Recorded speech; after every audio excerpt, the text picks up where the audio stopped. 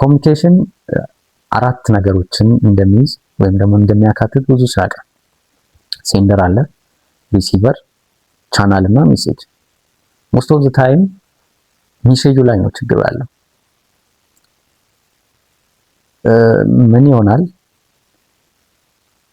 ሪፋይንድ ያልሆነ ሜሴጅ እንልካለን ብዙ ጊዜ። ሪፋይንድ ያልሆነ ማለት ምንድነው? ያልተነጠረ ወይም ደግሞ ያላለቀ አይነት ሜሴጅ እንልክና ፊድባክ ስናገኝ ኦፌንድ እንሆናለን።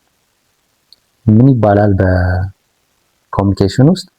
the quality of our communication lies in the feedback we get back ይባላል።